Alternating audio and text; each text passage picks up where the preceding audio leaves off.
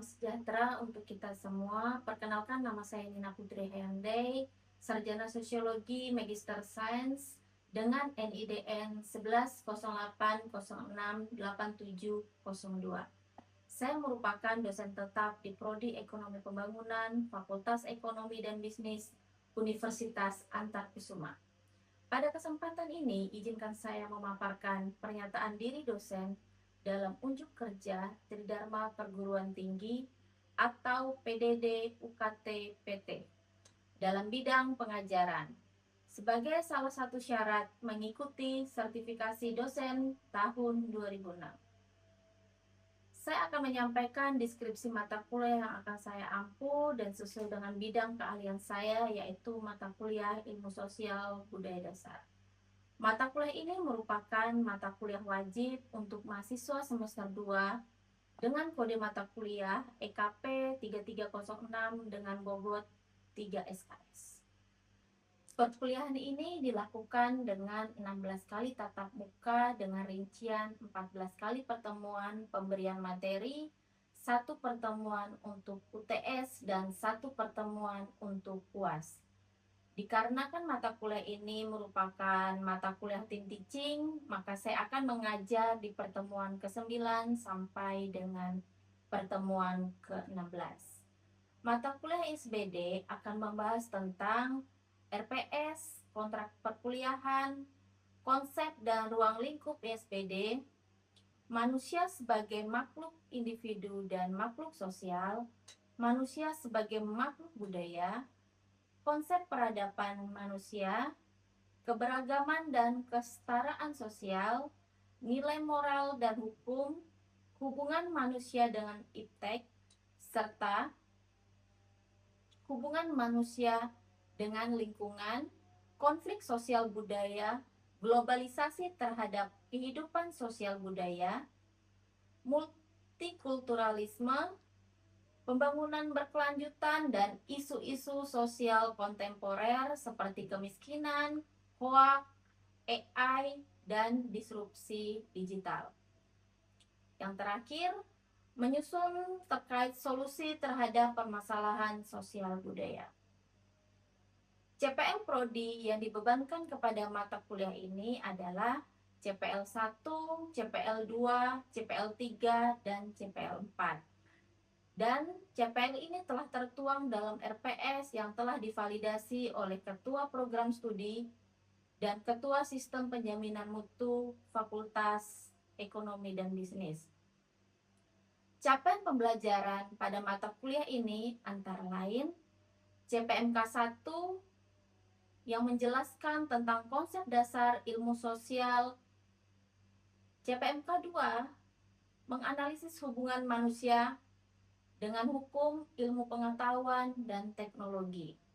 CPMK 3 mengevaluasi berbagai fenomena sosial masyarakat.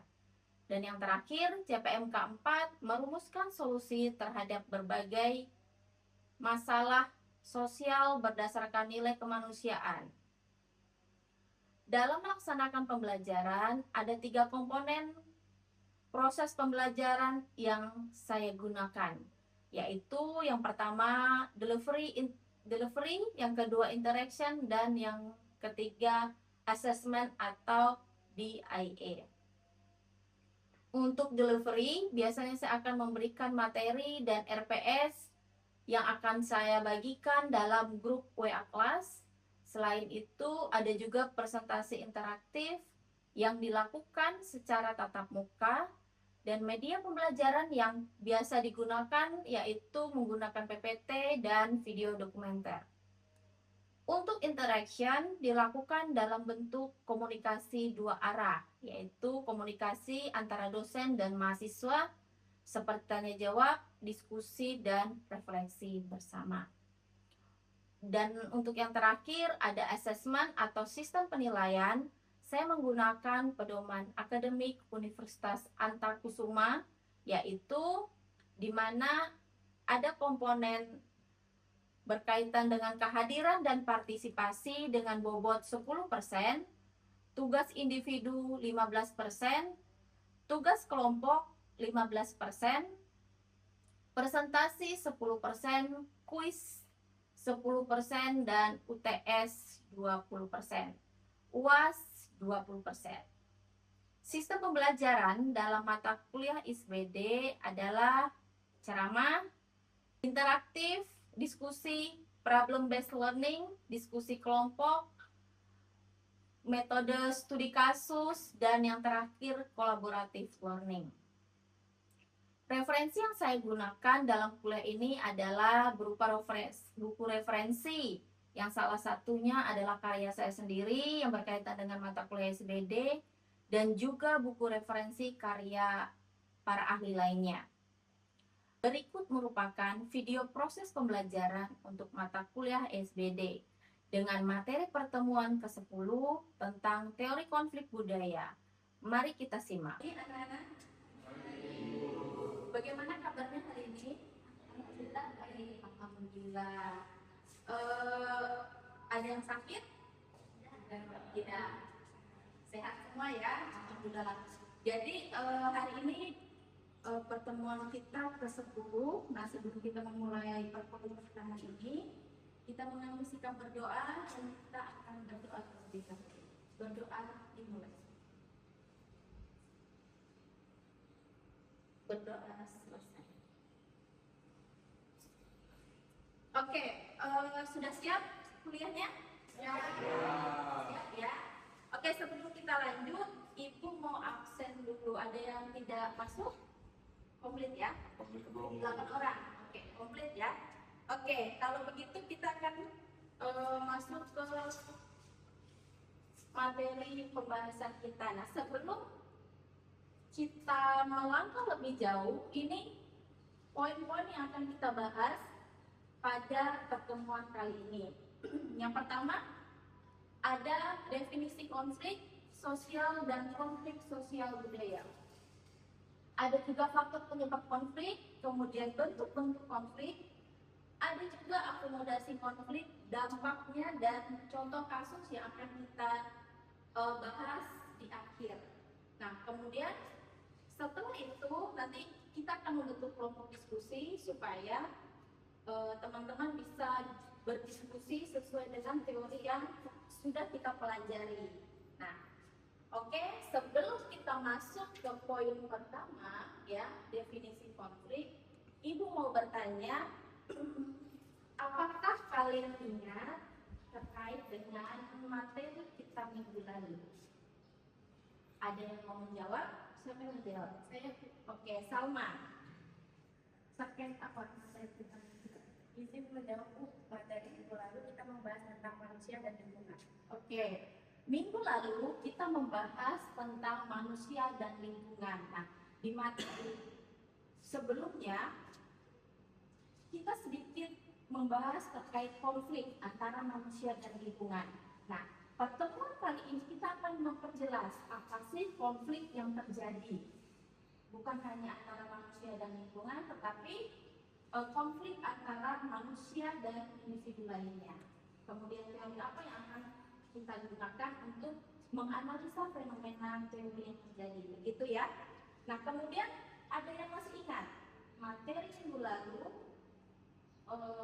intinya apa sih? Siapa yang mau menjawab? Oke, Ananda.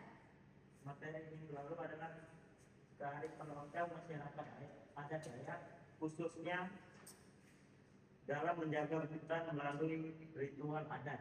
Oke, nah itu contoh yang sudah kita ambil, yang sudah kita pelajari minggu lalu berkaitan dengan hubungan antara manusia dan lingkungan. Nah, kita masuk ke materi kita hari ini, ya, dimana kita akan membahas tentang konflik sosial budaya.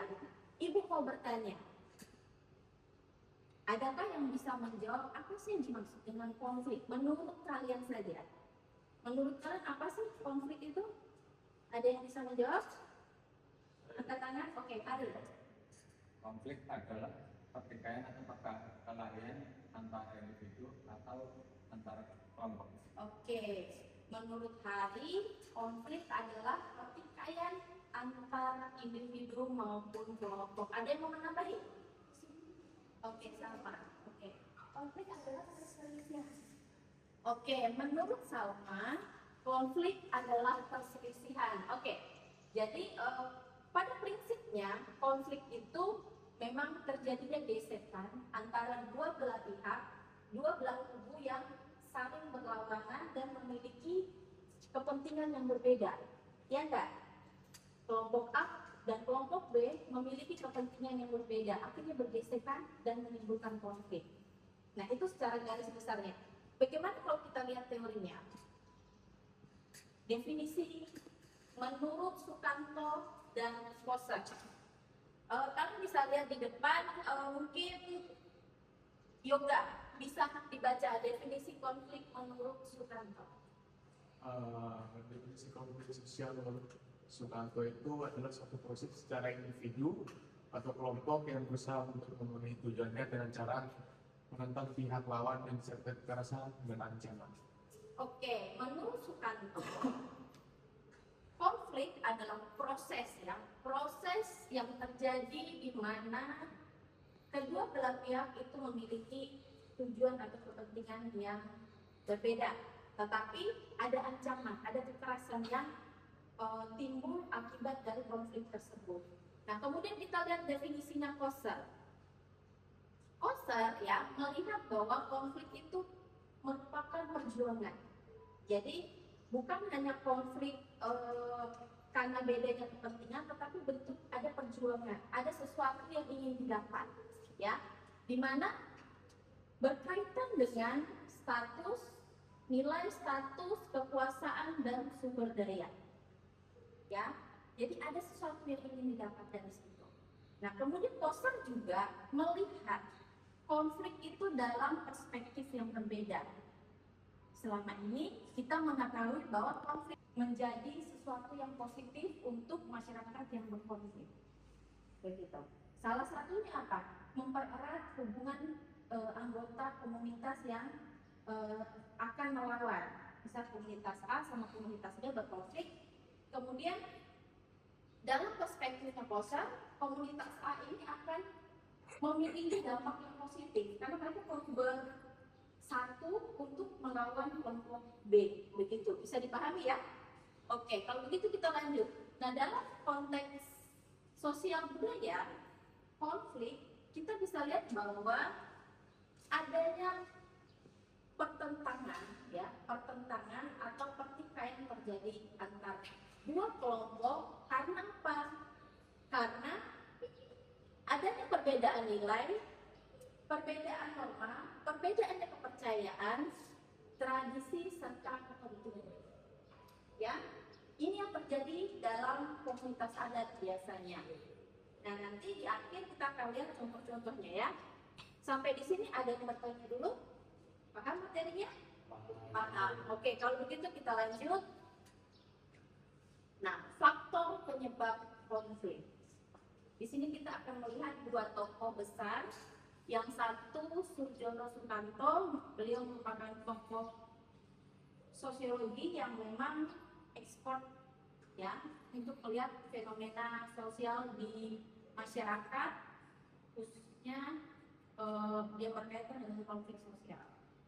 Nah, kemudian ada Karl Marx. Ya, nah kita lihat dulu Sukanto.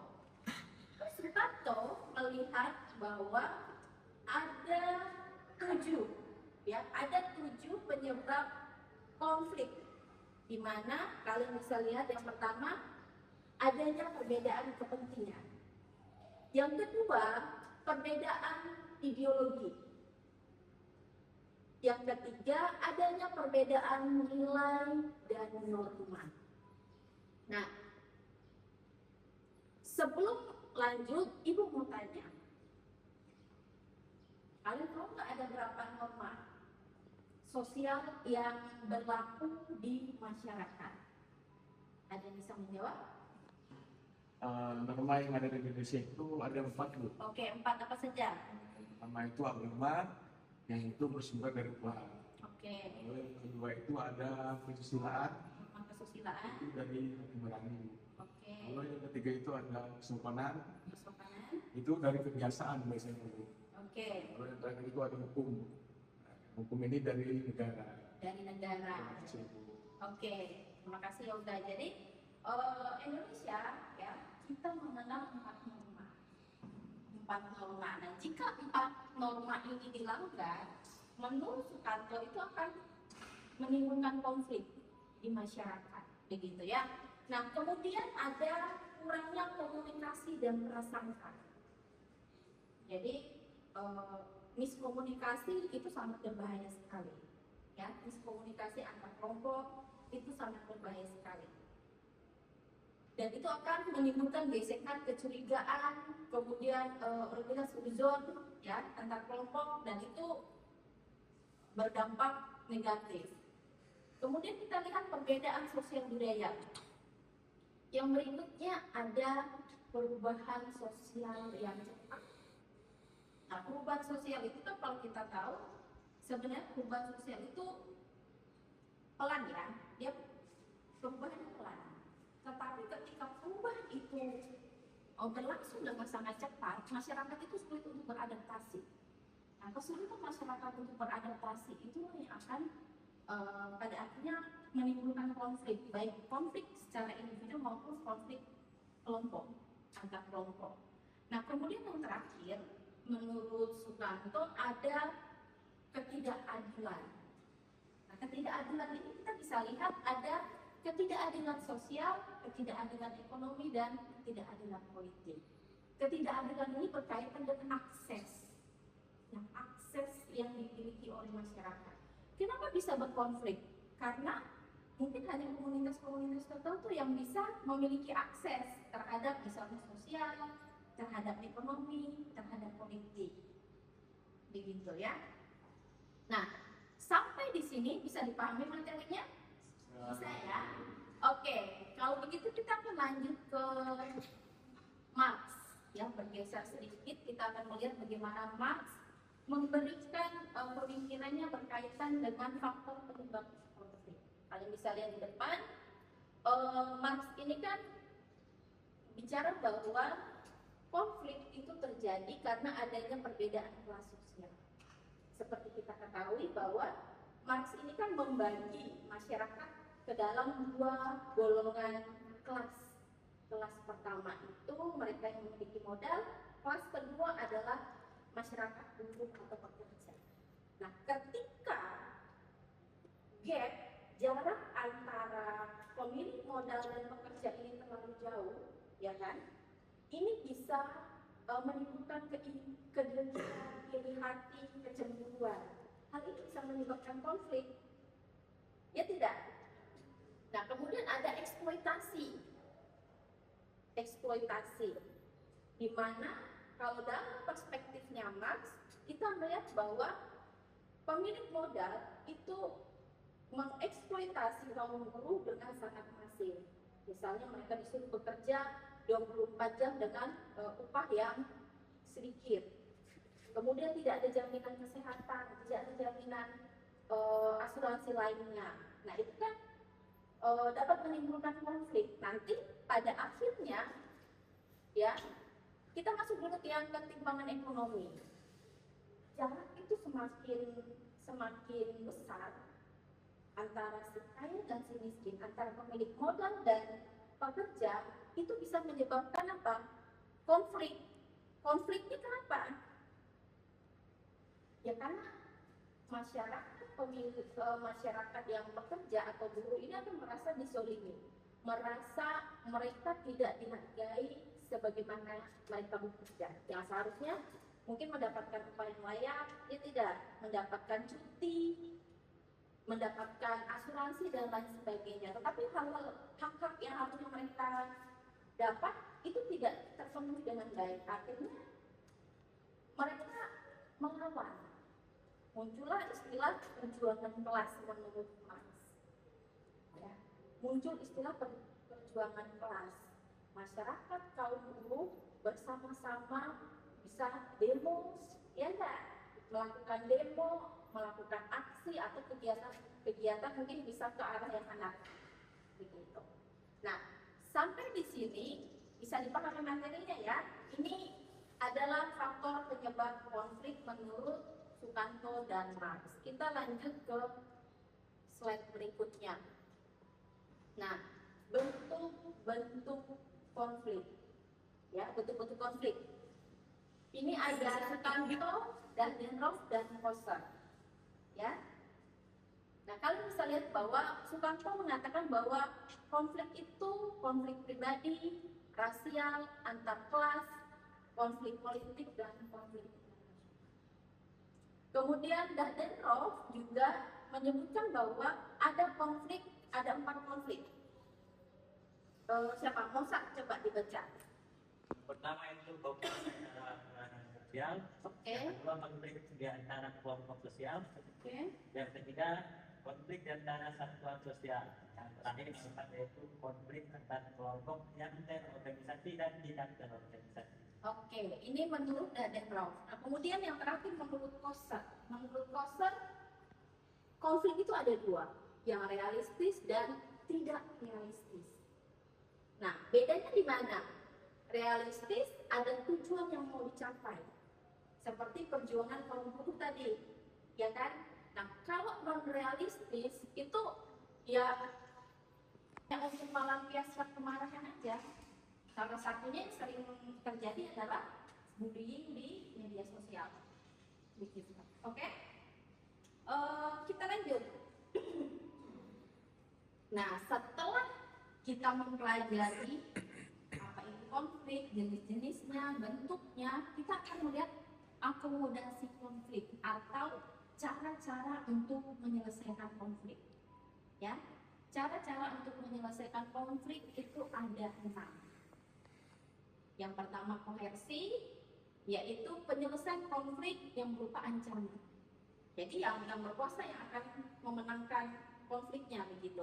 Yang kedua kompromi, yang ketiga arbitrase, yang keempat ada mediasi, yang kelima konsiliasi, dan yang keenam ada toleransi. Ya, oke. Ini jenis-jenis cara menyelesaikan konfliknya. Nah, dampaknya ini kita sudah bahas tadi di depan bahwa Koster melihat bahwa konflik memiliki dampak negatif dan positif. Nah, tetapi dampak positifnya kita bisa lihat bahwa adanya solidaritas antar masyarakat, ya. Nah, kalau negatifnya mungkin kalian lebih banyak tahu negatifnya ini dibandingkan positif, ya. Nah, kita lihat ini bisa kalian lihat bahwa dampak negatif itu ya pasti sesuatu yang buruk, seperti jatuhnya korban jiwa, kerusakan. Ibu berpikir pasti kalian sudah pernah dengar konflik yang berkaitan dengan konflik yang terjadi tahun 2001, ya. Di mana konflik ini memang bukan hanya dampaknya secara regional, tetapi juga dirasakan secara nasional. Dan itu memang waktu itu kerusakan di mana-mana dan sangat parah sekali. Kemudian kita bisa lihat bahwa apa sih asal mula konfliknya, yaitu adanya kesenjangan antara masyarakat Dayak yang tinggal di Kalimantan dan masyarakat pendatang yang waktu itu berkonflik adalah masyarakat. Tapi sekarang konflik ini sudah mereda, sudah dimediasi dengan baik, dan sudah kita hidup berdampingan secara toleransi. Nah, Ibu mau bertanya, adakah yang bisa memberikan contoh berkaitan dengan kasus konflik sosial budaya di Indonesia yang kalian tahu, kalian pernah baca atau kalian pernah dengar? Siapa yang mau jawab? Oke, boleh Pak. Contoh konflik sosial budaya yang saya tahu itu kasus Tinipan, Kabupaten Mandar, yaitu konflik antara masyarakat adat dengan perusahaan. Oke, kasus Tinipan, tahu semua ya kasus Tinipan ya. Nah, ada 2 contoh yang sudah diberikan oleh teman-teman kalian ya. Contoh ini bagus sekali contohnya ya. Kuleva, terima kasih sudah memberikan contoh kasusnya. Mungkin teman-teman yang lain juga nanti bisa mencari contoh-contoh apa saja yang berkaitan dengan kasus konflik sosial budaya. Bukan hanya terjadi di Kalimantan, juga bisa terjadi di negara Indonesia lain. Oke, oke. Kalau begitu kita lanjut ke ini referensi ya, referensi yang digunakan pada hari ini. Nanti materinya itu akan share di grup seperti biasa. Nah, ini kita masuk ke diskusi kelompok, ya, diskusi kelompok. Jadi baru-baru ini heboh film Pesta Babi. Nah, kita akan menganalisa film Pesta Babi dalam perspektif teori konflik menurut Dahder dan Moser. Minggu lalu ibu sudah suruh kalian nonton ya di rumah. Sudah nonton semua belum? Sudah ditonton. Sudah. Kalau begitu kita buat kelompok bagi dua kelompok untuk kalian diskusi berkaitan dengan materi ini. Oke, buat kelompok.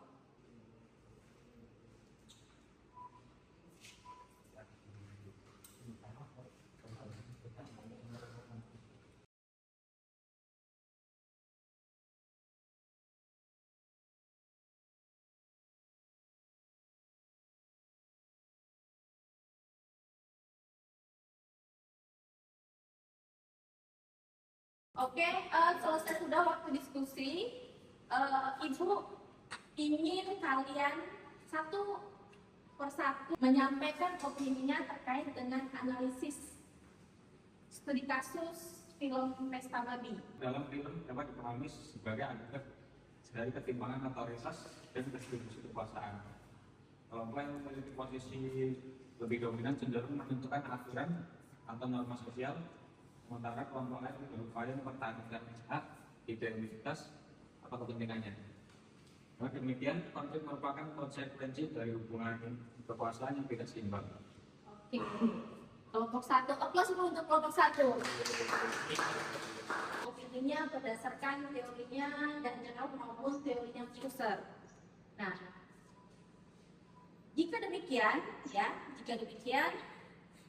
selesai sudah kelas kita hari ini, ya. Sekian video rekaman proses pengajaran untuk mata kuliah Ilmu Sosial Budaya Dasar dengan materi konflik sosial budaya. Semoga dengan adanya video ini dapat menjadi pertimbangan dalam penilaian sertifikasi dosen tahun 2026. Akhir kata, saya mengucapkan terima kasih.